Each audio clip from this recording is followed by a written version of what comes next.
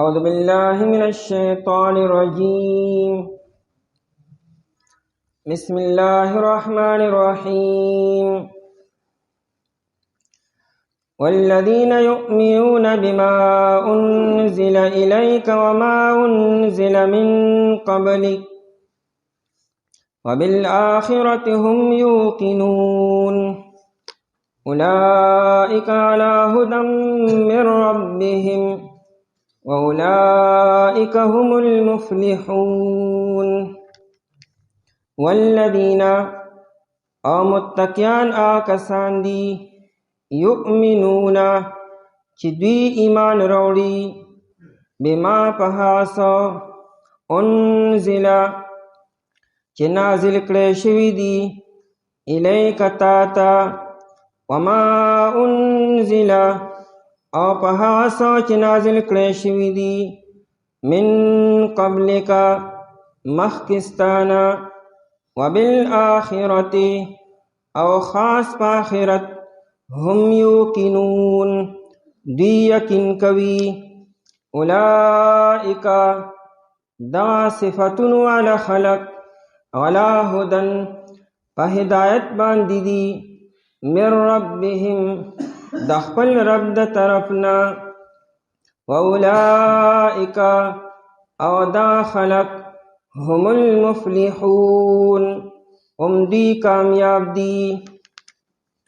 د متقیانو درې صفتونه مخکې آیت مبارکه کې بیان شو او دو صفتونه په دې آیت مبارکه کې بیانېږي او د هغې نه پس به قرآن کریم حکم ولګي چې دې پنځو صفتونو والا خلق د دې حاملینو هغې په دنیا کې هدایت یافته دي او په آخرت کې هغې کامیاب دي او کامیابی موندونکي دي.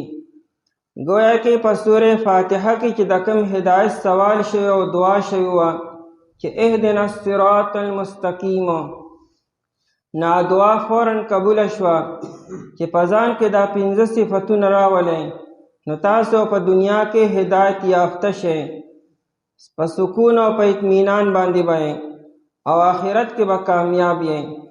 په دغه دوه صفتونو کې لومړنی صفت دا دی چې د اسمان د طرف نه کوم کتابونه نازل شوي دي په نبی علیه الصلاة والسلام باندې موجوده کتاب چې قرآن کریم دی او د هغې معنا او مطلب نو په هغې باندې ایمان راوړلو او کم کتابونه چې د نبی علیه الصلاة والسلام نه مخکې نازل شوي دي که هغه غټ کتابونه دي درې چې تورات شریف په موسی علیه السلام باندې، زبور شریف په حضرت داود علیه السلام باندې او انجیل شریف په حضرت عیسی علیه السلام باندې او د دې دریو نه علاوه سل صحیفې چې په ابراهیم علیه السلام او په ادریس علیه السلام او په شیس علیه السلام او په حضرت موسی علیه السلام باندې نازل شوي هغه ټولو باندې ایمان راوړي.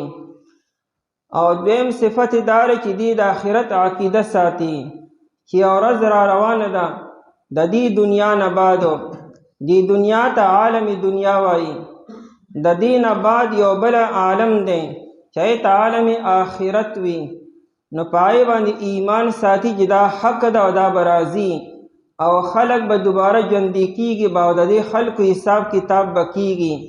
دا دنیا کې چې چا سم کړي دي که خیر دی او که شر دی د دې بدله او سزا دا به خپلو خلکو ته ملاویږي به دې ته عالم آخرت ویل کېږي او د هغې نه بعد به د جنت او د جهنم فیصلې کېږي.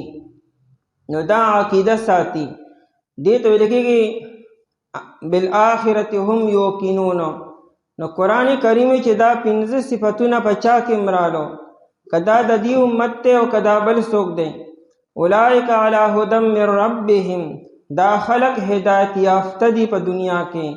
که تاسو هدایت یافته خلق لیدل غواړئ په هر زمانه کې په هر دور کې نو ګورئ چې په چا کې دا پنځه صفتونه موجود دي چې چا کې په کمال سره دي دا هدایت یافته دي ته کمال هدایت حاصل دی او چې آخرت کې به دي سي نو دا کامیاب دي، تمام کامیابی به دي ته ملاویږي. والذین یؤمنون او متقیان هغه کسان دي یؤمنون چې دی ایمان وروړي بما انزل الیکا په هغه څه چې نازل کړی شوي دي الیکا تا ته. خطاب نبی علیہ الصلوۃ والسلام ته دی چې په نبی علیہ السلام سم نازل شوي دي. په نبی علیہ السلام باندې دوه قسمه وحی راغلی ده. یو ته وحی جلی وایي او وحی مطلوع ته وي چې هغه لوستلی شوه، چای ته قرآن کریم ویل کېږي. قرآن کریم وحی جلی ده او وحی مطلوع ده. د وحی جلی او د وحی مطلوع مطلب دا دی چې د قرآن کریم دا الفاظ او د دې دا معنا دا دواړه نبی علیہ الصلوۃ والسلام باندې د برن راغلی ده. دا الفاظ نبی علیہ السلام د خپل ځان نه دی ادا کړي.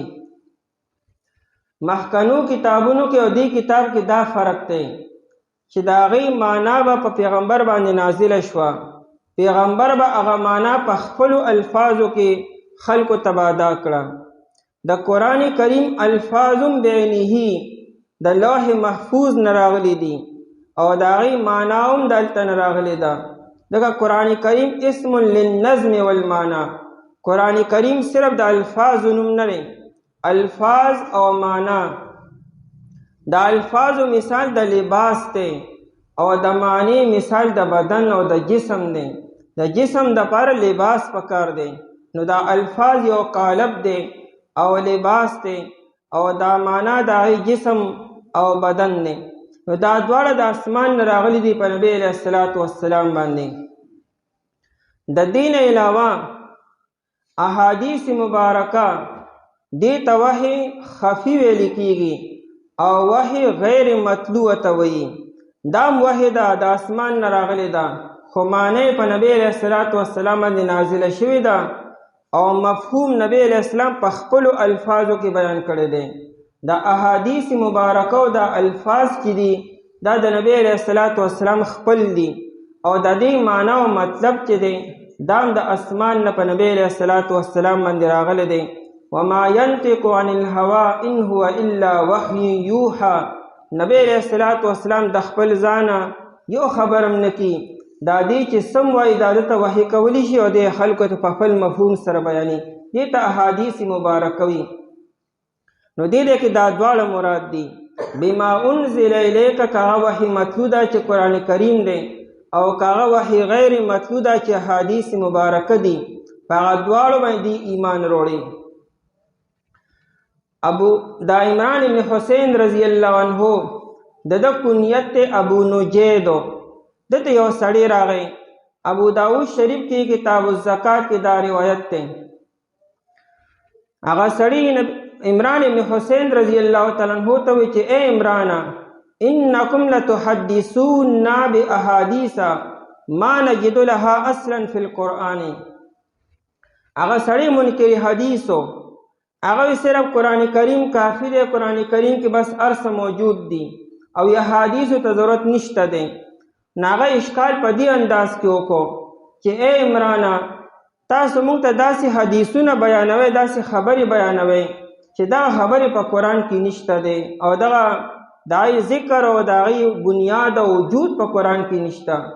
نو مطلب دا چې د هغې څه اعتبار دی، خو بس قرآن کریم کافي دی او په دغه باندې عمل نه کول پکارو. نو عمران ابن حسین رضی اللہ عنہ پوه شو چې رسلي په ذهن کې خار دماغي ده، ځکه چې دوی غني حدیثو ضرورت نشته. نو عمران ابن حسین رضی اللہ عنہ جواب ورکړي چې اوجدتم فی کل 40 درهمن درهمونو. عمران ابن حسین سے بیان وکړو چې قرآن کې خو صرف دا هو چې آتو الزکات زکات ورکې. اوس زکات په کم کم مال کې ورکې او څومره به ورکې، لکه زکات په هر مال کې هونه رہی. په نقد کې چې سونا او چاندي ده او په حیواناتو کې هغه اوښان دي، ګډې بیزې دي او غواګانې دي. نو په نقدو کې چې کم دراهم دي په 200 درهمو کې 15 درهم ورکول دي، 40 روپیه ورکول دي. نو عمران ابن حسین رضی اللہ عنہ ته اوجدتم فی کل 40 درهمن درهمن. آیا قرآن کې داشته چې په 40 درهمو کې 1 درهم ورکې؟ او دارنګې په دومره بیزو کې دومره بیزي، په دومره غواګانو کې دومره غواګانې، په دومره اوښانو کې دومره اوښان. د دې ذکر قرآن کې شته او نشته؟ نو که چې تاسو وایئ چې صرف قرآن کریم کافي دی، نو قرآن کریم خو زکات ورکوي، نو زکات به مونږ څنګه ورکو؟ د ځانه به لګیا ورکو به؟ خو دغه تشریح مونږ ته نبی علیه الصلاة والسلام کړې ده. او دارنګه بیا د روژې ذکر وکړو چې قرآن خو چې سره روژه فرض ده، نو دا څومره روژې دي او په کال کې یو پیر دی او کنه بار بار دی او که څنګه دی؟ نو دا شان هغه یو عبادت ذکر کو چې قرآن خو صرف حکم وکړو، تشریح خو نبی علیه الصلاة والسلام وکړه، او ته وایې چې نه صرف قرآن کریم کافي دی. ناهیره کې ورته وایي چې اخذتموه عنا، تاسو دا خبرې زمونږ نه واغستې او مونږ دا خبرې د نبی علیه الصلاة والسلام نه را نقل کړې، تاسو ته هم پیش کړې. یعنې مونږ هم د ځان نه وي لګیا، صحابه کرام رضی الله عنهم مونږ د هر څه د نبی علیه الصلاة والسلام نه اورېدلي دي او مونږ تاسو ته نقل کړې. نو دا نه چې ګنې صرف احادیث کافي دي، دا نه چې ګنې صرف قرآن کریم کافي دی. قرآن او حدیث به دواړه یو ځای کو، ځکه قرآن کریم قانون دی او احادیث مبارکه دای تشریح ده، دای وضاحت دی. نو په دې دواړو باندې ایمان ساتلو، والذین یؤمنون بما انزل الیک، متقیان هغه کسان دي چې دی ایمان وروړي په هغه څه چې نازل کړی شوي دي تا طرف ته. او د ایمان درولو مطلب دا دی چې کومې خبرې ایمانیات دي هغه باندې ایمانیات او پای باندې عقیده ساتل چې دا برحق دي، او کومې خبرې چې د عمل دي او په عمل کې راولو. دا نه چې بس صرف ایمان او دا نه چې صرف اقرار او عمل بس صفر وي، نه عمل به هم کول پکاري. بما انزل الیک نه مراد قرآن کریم او احادیث مبارکه. وما انزل من قبلک، او په هغه څه چې نازل کړی شوي مخکې ستانه، یعنې مخکني کتابونه، الکتب السالفه، کم کتابونه چې مخکې تیر شوي دي په هغې باندې د دې ایمان دی. یو اتباع ده، بل اعتقاد دی.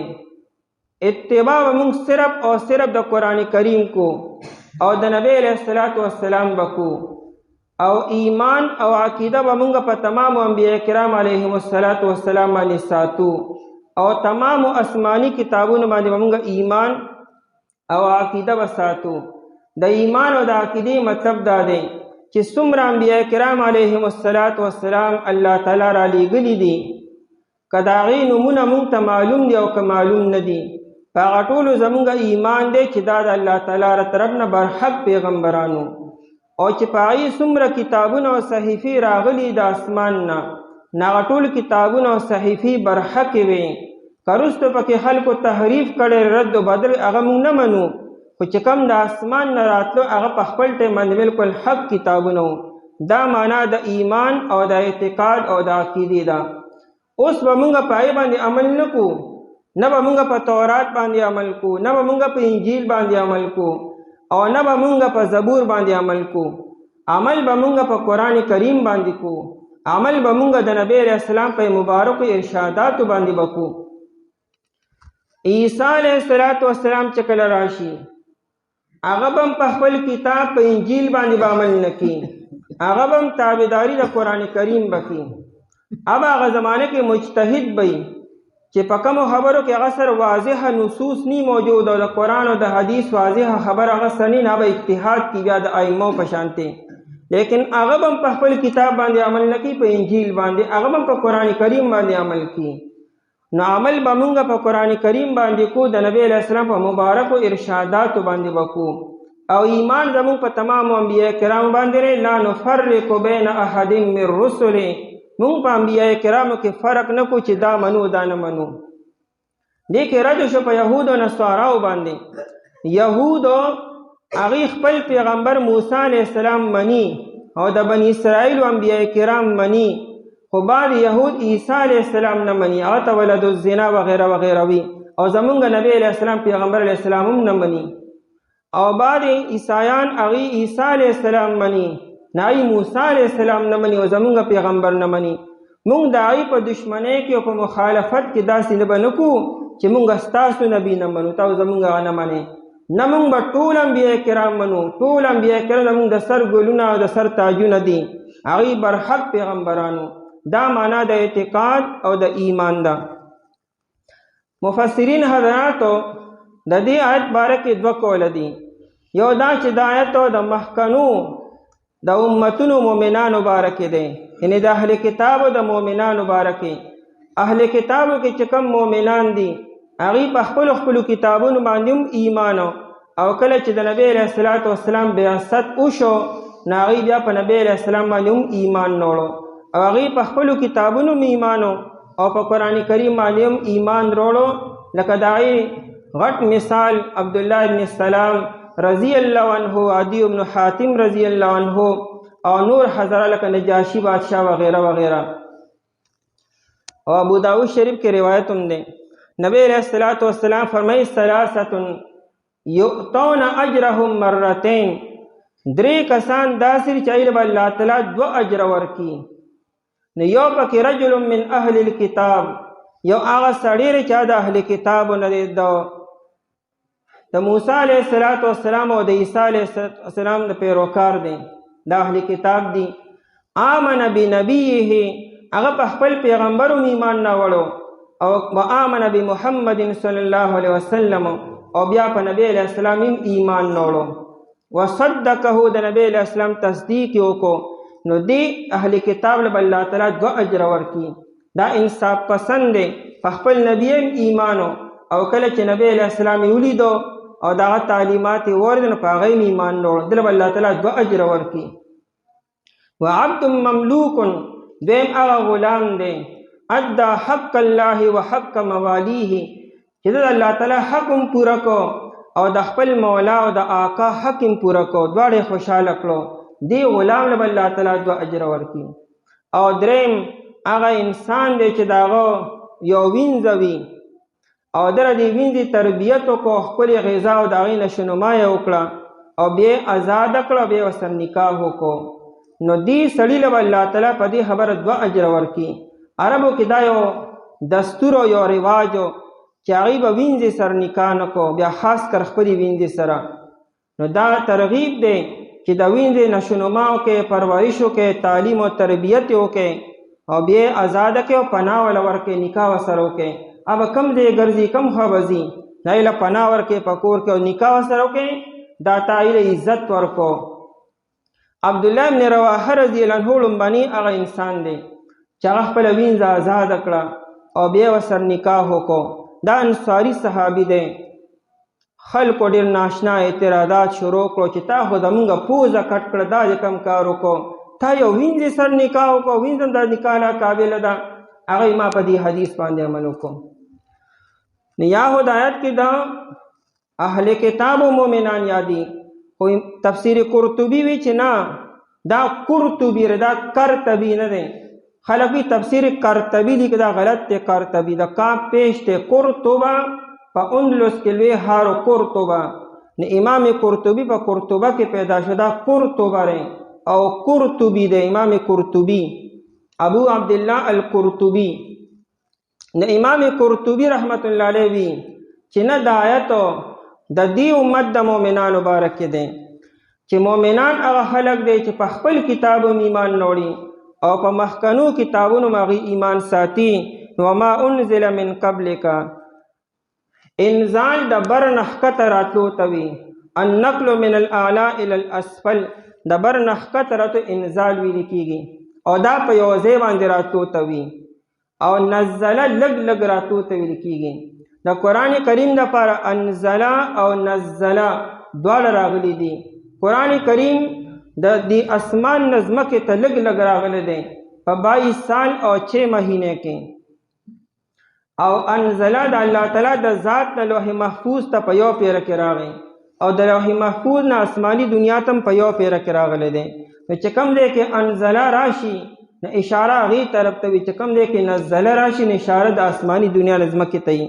لیکن دا الفاظ د یو بل په ځای استعمالیږي، یعنې ذکر به د انزلې مراد به ترې نزلې، نزله به ذکر شي مراد به ترې انزلې.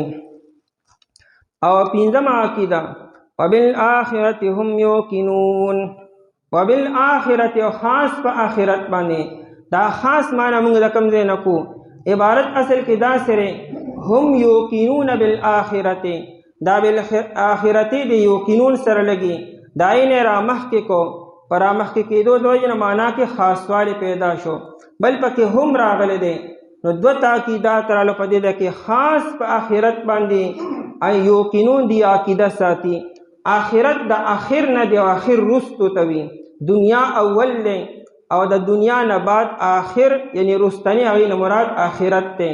نه عالم آخرتو او کور د آخرتو، بالآخرت بالدار الاخرت، په کور د آخرت باندې او په عالم د آخرت باندې. هم یوقنون دی یقین کوي. یقین مقابله کې شک راځي، د علم مقابله کې جهل راځي. د یقین مرتبه د علم نه زیاته ده. دیونه چې فبالآخرت هم یعلمون، په آخرت باندې دی پوهیږي چې دا شته دی، نه یعلمون نه یوقنون. د علم نه غټه درجه چې یقین دی، دی یقین ساتي. او د یقین مطلب دا دی چې پړه کې د آخرت باره کې اس قسم شک او شبهه نه ساتي چې پته نشته وبشي او که ونه بشي. تر اوسه پورې خو رانغې دا پته نشته چې اسی یو خبره ده چا کاواکه کړې را او که نه وي، نه دا به کېږي. وبالآخرت هم یوقنون، او په آخرت باندې خاص په آخرت باندې دی یقین ساتي، یقین کوي. د آخرت د عقیده داسې عقیده ده چې عمر بن خطاب رضی الله عنه فرمایي، وی کچرې فرض کا د آخرت دا ورځ نه وي نو لرأیت الناس غیرک ما ترى، وی دا خلق به بیا داسې نو چې څنګه اوس دي. یعنې دا خلکو سره د آخرت غم دی چې قبر آخرت را نه الله به جواب ورکړو نو څه به کېږي. نو خلق که کنټرول دی او څه نه څه کي، د ښې او د بدې او د خیر او د بد او دای منځ کې فرق کی او خیال ساتي. که آخرت عقیده نه وي نو بیا خو به خلک د زناورو په شانتې د حیواناتو په شانتې کې څه به یې کول هغه به یې کولو. نو د آخرت د عقیده دا بنیادي ده. او عقل هم دا وي چې آخرت دی، ځکه دنیا کې څوک څه کي څوک څه کي. ظالم ته د ظلم بدله ورکول پکار دي، سزا ورکول پکار دي. او مظلوم ته دغه د چې هغه سره ظلم شوی دی، یو سړی ټوله شپه د الله ته ولاړ دی او بل انسان ټوله شپه په ګناهونو کې مبتلا دی، دواړه برابر دي. دواړو ته سزا نه پکار، یو له سزا او بل له بدله نه پکار. ښکلې د یو حوصله افزایي پکار ده چې هغه ته ښکلې نعمتونه میلاو شي، هغه بل ته سزا پکار ده. هغې لپاره د آخرت ورځ پکار ده. دا دنیا کې چې کم تکالیف راځي انسان ته، سزاګانې نه دي. سزاګانې خو اصل کې د مرګ نه بعد دي. دا خو یو جلک ته یو نمونه ده د عباداتو ښکلې ښکلې ثمرې. اصل ثمره خو به هلته میلاویږي، نعمتونه، خوشحالۍ. دا دنیا کې صرف یو حوصله افزایي ده. او دنیا کې دا د ګناهونو سزاګانې نه دي، سزا خو به هلته کې وي. دلته خو صرف د هغې یو تنبیه ده او یو نمونه ده. وبالآخرت هم یوقنون، او خاص په آخرت باندې هم یوقنون، دی یقین کوي او دی یقین ساتي. نو قرآن کریم وی اولئک علی هدن، اولئک کې اشاره دغه مذکوره صفات والا خلکو چې متقیان دي او پای کې دا 15 صفاتونه دي. نه علی هدن، دا په هدایت باندې دي. دا غلا چې دی په عربی کې د تمکن او د استعلا دپاره راځي. مطلب دا دی چې علا کې یو معنا د اوچتوالی وي، بلندی. دویم دا چې کلکوالی او مضبوطوالی او قدرتی پکې. لکه یو سړی د سورلۍ د پاسه ناست دی، نو د سورلۍ لګامې په لاس کې نیسلي دي، جلب یې. نو یو خو دا چې ډېره سورلۍ د پاسه اوچت دی، او دویم دا چې دا سورلۍ د په کنټرول او په کابو کې ده، چې دی ودري نو ودرېږي به، چې دی رواني نو روانېږي به، او چې دی تاوهي نو تاوهي به. قرآن کریم استعاره وکړه چې گویا کې دا هدایت یو سورلۍ ده او دا هدایت یافته په دغه سورلۍ باندې سور دی. گویا کې هدایت یو سورلۍ ده او دی پې راپاسه ناست دی. یعنې دی په هدایت نه دی، هدایت گویا کې د په کابو کې دی، دی پې اوچت دی، او هدایت د په کنټرول او په قبضه کې دی. علی هدن یې روړو.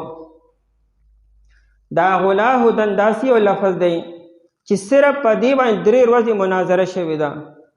امیر تیمور دغه په دربار کې 2 نامی ګرامی علماء کرامو، یو سعد الدین تفتازانی او دویم میر سید السند چې چا نحو میر لیکلی دی. دا سعد الدین تفتازانی عالم دی چې دې په شروع کې انتهایی کن ذهن و دومره کن ذهن چې ځای به ورته هم نو معلوم چې استاد به سبق د کم ځای نه وي. نو طلباو به ورسره مذاق کو، ده به په کتاب کې نښه ایښودې وه، ای به لا نښه شاته بوتله او کله به له مخکې راوسته، او سحر به چې استاد یې ساده سبق به د کم ځای نه وایو، ده به نښه راوي دې ځای نه. استاد ورته طالبه دا دی خو لا مونږ به 2-3 میاشتې بعد چې ته وایو جي ما دې ده کې نښه ایښودې وه. استاد ورته دقه ځای نه سبق شروع کړو. دومره کن ذهن چې خپل ځای به ورته نه معلوم. یو پیری د شپې خوب ولیدو، یو ملګري ورته راځه چې سیر و سیاحت وکړو. هغه ته ما ته اسیم سبق نه یادېږي، زه چې پکې لا سیر و سیاحت شروع کړم بیا خو به راته یادېږي نه. او زره سیر و سیاحت دپاره نیم پیدا شوی.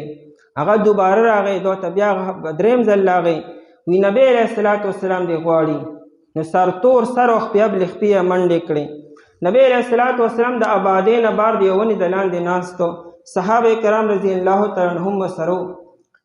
نبی علیه السلام په خندا شو، سا د ما ته راوغوښتې ته ولې رانغلې؟ ویجي ما ته دا اندازه نه چې تاسو مې راغواړئ.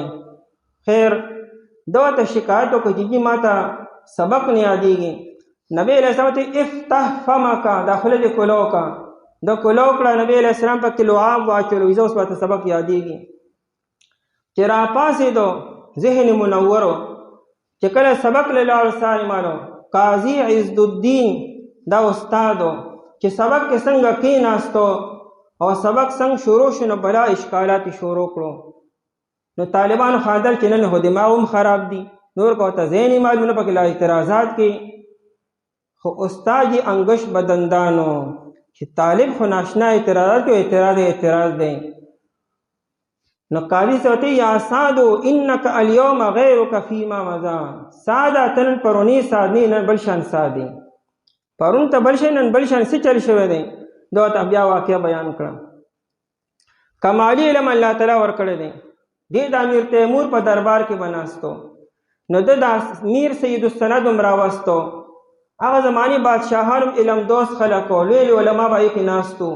نو یو ورځ په علاهدن باندې مناظره شروع شوه. مناظره خو ډېره علمي ده چې دا استعاره تمثیلیه او طبعیه ده. نو دوی دا استعاره تمثیلیه طبعیه ده او امیر سید السند نه منله. افسوس دا چې دا مناظره تفصیلي لیکلی شوې نه ده، دای بعضې خبرې موجود دي په کتابونو کې، روح المعانی بعضې لیکلي دي. 3 ورځې په دې مناظره وشوه او د دې مناظرې ثالث او حکم چې ولا نعمان الخوارزمي و، هغه اخیره کې فیصله د امیر سید السند په حق کې وکړه. او د هغې وجه دا چې هغه لږ فصیح او دی فصیح نو، د خوله کې لږ ورته کې لکنت و. 3 ورځې بعد چې کله مناظره وشوه، فیصله دا په حق کې وشوه، د کور ته رایو خفه و، غم و، او 3 ورځې د کور رانووتو او د دغه غم د لاسه بیا وفات شو. دې وخت کې درس نظامي کې چې کوم کتابونه پړاویږي د هلکانو مدرسو کې، تقریبا 15 کتابونه د په لیکلي شوي په مدرسو کې پړاویږي. نو په علاهدن باندې 3 ورځې مناظره شو چې دا استعاره تمثیلیه ده او کنه دوی ده او هغه نه ده. او په دې دومره دلایل او الله اکبر دې مکه اسمان کم علما لیدلي دي چې څومره ناشنا تحقیقات وي چې په علاهدن 3 ورځې مناظره کېږي. دلته کې استعاره تمثیلیه خبرې یاد کې شته، انشاءالله بیا به وکړو. متکیان کسان دي چې دی ایمان نوړي په هغه څه چې نازل کړی شوي تا طرف ته، او په هغه څه چې نازل کړی شوي مخکې ستانه، او خاص په آخرت باندې هم دی یقین کوي. دا کسان چې دی په هدایت باندې د خپل رب د طرف نه، او دا کسان چې دی هم دی کامیاب دي.